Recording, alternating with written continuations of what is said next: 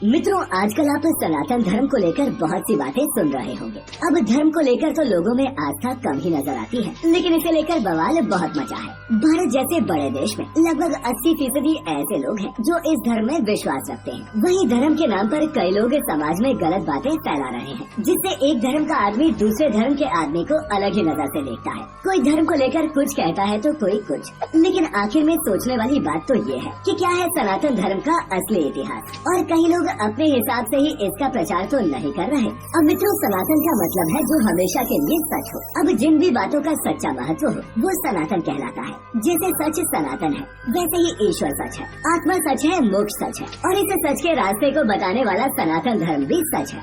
वो सच जो अनादिकाल से चला आ रहा है और जिसका कभी अंत नहीं होगा, वही सनातन कहलाता है, जिसकी न तो कोई शुरुआत हो और न ही अंत। यही सनातन धर्म का सच है। अब मित्रों, वैदिक या फिर हिंदू धर्म को सनातन धर्म इसलिए कहा जाता है क्योंकि यही एक ऐसा धर्म है जो भगवान, आत्मा और मोक्ष को तत्व और ध्यान से जानने का रास्ता बताता है। कहते हैं कि मोक्ष का कॉन्सेप्ट इसी धर्म की देन है। एक निष्ठता, ध्यान, मौन और तप के साथ साथ नियम के साथ अभ्यास और जागरण ही मोक्ष का रास्ता है। इसके अलावा मोक्ष पाने का कोई और रास्ता नहीं। व्यक्ति को मोक्ष से आत्मज्ञान और भगवान का ज्ञान होता है। सनातन धर्म के मूल तत्व सत्य, अहिंसा, दया, क्षमा, दान, जप, तप, यम, नियम आदि है, जो हमेशा के लिए रहेंगे। और बाकी के प्रमुख धर्मों के उदय होने से पहले ही वेदों में इन सिद्धांतों को तय कर दिया गया था। अब जो लोग ब्रह्म या फिर परमेश्वर को नहीं मानते, वो एक झूठी दुनिया में जीते हैं। असत्य से व्यक्ति मृत्यु काल में कभी न खत्म होने वाले अंधकार में पड़ता है। उनके जीवन की गाथा ब्रह्म और भटकाव की गाथा सिद्ध होती है और उन्हें कभी भी अमृतत्व नहीं मिलता। मृत्यु आए इससे पहले ही हिंदू धर्म के सच्चाई के रास्ते पर आ जाने में भलाई है, वरना कई योनियों में भटकने के बाद भी अंधकार में रहना पड़ता है। अहम ब्रह्मास्मि और तत्वमसि, यानी कि मैं ही ब्रह्म हूँ और तुम ही ब्रह्म हो। मित्रों, आपने कभी न कभी ये भी सुना होगा कि ये पूरी दुनिया जगत ब्रह्म है। ब्रह्म खुद में पूरा है, वैसे ही दुनिया भी खुद में पूरी है और इस पूर्ण सृष्टि की उत्पत्ति पूर्ण ब्रह्म से ही हुई है। अब जो भी तत्व हमेशा सर्वदा निरंजन, निर्विकार और हमेशा स्वरूप में स्थित रहता है, उसे सनातन कहते हैं। वेदों का ब्रह्म और गीता का स्थित प्रज्ञ ही रहने वाला सच है। जड़, प्राण, मन, आत्मा और ब्रह्म ये हमेशा सच की ही पंक्ति में आते हैं। इसके अलावा सृष्टि व भगवान अनादि, अनंत, सनातन और सर्वविभू है। आकाश, वायु, जल, अग्नि और पृथ्वी ये सभी अपना रूप बदलते रहते हैं, लेकिन कभी खत्म नहीं होते। उसी तरह प्राण या फिर आत्मा की भी अपनी अवस्थाएं हैं, जो है जागृत, सपना, सुसुप्ति और तुरया। ज्ञानी लोग ब्रह्म को निर्गुण और सगुण कहते हैं और ये सारे भेद भी तब तक ही रहते हैं जब तक आत्मा मोक्ष प्राप्ति न कर ले। और मित्रों, यही सनातन धर्म का सच है। कहते हैं कि आत्मा का मोक्ष परायण हो जाना, ब्रह्म में लीन हो जाना है, इसीलिए ब्रह्म सच है और दुनिया तो बस एक मिथ्या है। यही हिंदू धर्म के हिसाब से सच है और इसे हमेशा रहने वाले सच को जानने या फिर मानने वाला ही सच्चा सनातनी कहलाता है। हिंदुत्व क्या है? इतिहास में सबसे पहले ईरानी देश के पारसियों की धर्म पुस्तक अवेस्ता में हिंदू या फिर आर्य शब्द का जिक्र मिलता है। वहीं दूसरी तरफ बाकी इतिहासकारों का मानना है कि चीनी यात्री हेनसोंग के समय इस शब्द की उत्पत्ति इंदु से हुई थी। अब आपको बता दें कि इंदु शब्द चंद्रमा का पर्यायवाची है। भारतीय ज्योतिष गणना का आधार चंद्रमास है, इसीलिए चीन के लोग भारतीयों को इंदु या फिर हिंदू कहने लगे। वहीं कुछ विद्वानों का ये भी मानना है कि हिमालय से ही हिंदू शब्द की उत्पत्ति हुई है। क्या है आर्यत्व?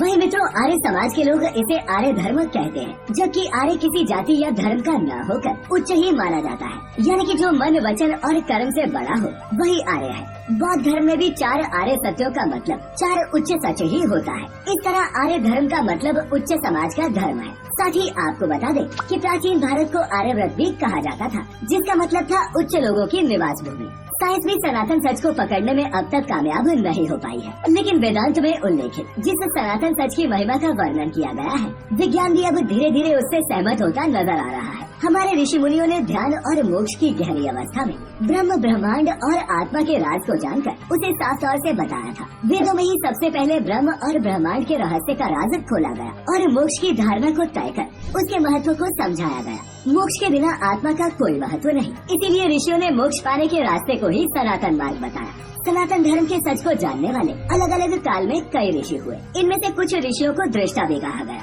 यानी कि उन्होंने सच को जैसा देखा वैसा ही कह दिया। इसीलिए सभी ऋषियों की बातों में एक जैसी समानता है। जो ऋषि मुनियों की बातों को नहीं समझ पाता वही उसमें भेद करता है। अब भेद तो भाषाओं में हो सकता है, अनुवादकों में हो सकता है, संस्कृतियों में भी हो सकता है, परंपराओं में, सिद्धांतों में भी, लेकिन सच में कभी अंतर नहीं होता। वेद की माने तो भगवान अजन्मा है, उसे जन्म लेने की जरूरत नहीं। उसने न तो कभी जन्म लिया है और वो न तो कभी मरेगा। अब भगवान तो एक ही है, लेकिन देवी देवता कई हैं। उस एक को छोड़कर बाकी के आधार पर नियम, पूजा, तीर्थ जैसे कर्मकांड को सनातन धर्म का भाग नहीं माना जाता। अब मित्रों, आप भी जानते होंगे कि हिंदू धर्म को दुनिया का सबसे पुराना धर्म कहा गया है। भारत की सिंधु घाटी सभ्यता में भी हिंदू धर्म के बहुत से चिन्ह मिलते हैं। ये धर्म ज्ञात रूप से करीबन 12,000 साल पुराना है, जबकि कुछ मान्यताओं के मुताबिक हिंदू धर्म 90,000 साल पुराना है। हिंदू धर्म ने अपनी जड़ें यूरोप से लेकर एशिया तक फैला रखी हैं, जिसके ऐतिहासिक सबूत हमें आज भी देखने को मिलते हैं। आइए मित्रों, अब हम दुनिया की कुछ ऐसी जगहों के बारे में जानते हैं जहाँ हिंदू धर्म कभी अपने चरम पर हुआ करता था। सिंधु सरस्वती घाटी की हड़प्पा एवं मोहनजोदारो सभ्यता हिमालय से निकलकर सिंधु नदी अरब के समुद्र में गिर जाती है। पुराने समय में इस नदी के आसपास फैली सभ्यता को ही सिंधु घाटी की सभ्यता कहा जाता है। इस नदी के किनारे दो जगहों हड़प्पा और मोहनजोदारो में की गई खुदाई में सबसे पुराने और पूरी तरह से विकसित नगर और सभ्यता का बचा हुआ हिस्सा मिला। इसके बाद चन्हुदड़ो, लोथल, रोपड़, आलमगीरपुर, बनावली, धौलावीरा, अलीमुराद, कच्छ, रंगपुर, मकरांतक, सुरकोटदा, गुमला आदि जगहों पर खुदाई करके पुराने समय के कई अवशेष इकट्ठे किए गए। अब इस पूरे इलाके को सिंधु प्रदेश की सभ्यता का ही हिस्सा माना जाता है। अब आपको बता दें कि हड़प्पा और मोहनजोदारो में कई देवियों की मूर्तियाँ मिली हैं। ये मूर्तियाँ मातृ देवी या फिर प्रकृति देवी की है। पुराने समय से ही मातृ या फिर प्रकृति की पूजा भारत के लोग करते आ रहे हैं और आज के समय में भी कर रहे हैं। यहाँ हुई खुदाई से पता चला कि हिंदू धर्म की पुरातन काल में स्थिति कैसी थी। 1921 में हड़प्पा की खुदाई में कुछ ऐसी चीजें मिली जिन्हें हिंदू धर्म से जोड़कर देखा जा सकता है। पुरोहित की एक मूर्ति, बैल, नंदी, मातृ देवी, बैलगाड़ी और ये शिवलिंग, ये सब कुछ खुदाई में मिला। सन 1940 में खुदाई के दौरान पुरातात्विक विभाग के MS वर्ष को एक शिवलिंग मिला जो करीबन 5,000 साल पुराना है। बाली के प्राचीन मंदिर। अब मित्रों, बता दें कि इंडोनेशिया भी कभी हिंदू राष्ट्र हुआ करता था, लेकिन इस्लामिक धर्म के आने के बाद ये देश आज मुस्लिम देश बन चुका है। शोधकर्ताओं के मुताबिक जहाँ आज इंडोनेशियन इस्लामिक यूनिवर्सिटी है, वहाँ कभी हिंदू मंदिर हुआ करता था जिसमें महादेव और गणेश जी की पूजा की जाती थी और यहाँ से एक पुराना शिवलिंग भी मिला है। इंडोनेशिया का ही एक द्वीप है बाली, जहाँ आज भी हिंदुओं की संख्या काफी है और यहाँ के हिंदुओं ने अपने धर्म और संस्कृति को नहीं छोड़ा। यहाँ पर एक इमारत के निर्माण की खुदाई के समय कुछ मजदूरों को मंदिर के अंश मिले, जिसके बाद ये इलाका बाली के ऐतिहासिक संरक्षण विभाग को दे दिया गया, जिसने खुदाई करने पर यहाँ एक बड़ी हिंदू इमारत को पाया जो कभी पहले हिंदू धर्म का एक प्रमुख केंद्र था। यही विशालकाय मंदिर आज बाली द्वीप की पहचान बन चुका है। इतना ही नहीं, बाली में हिंदुओं के कई पुराने मंदिर हैं। यहाँ एक गुफा मंदिर भी है जिसे गोवा गजा गुफा और एलिफेंटा गुफा कहा जाता है। 19 अक्टूबर 1995 को इसे विश्व धरोहरों में शामिल कर लिया गया। ये गुफा महादेव को समर्पित है और यहाँ 3 शिवलिंग हैं। हर साल यहाँ लाखों पर्यटक देश विदेश से महादेव के दर्शन करने के लिए आते हैं।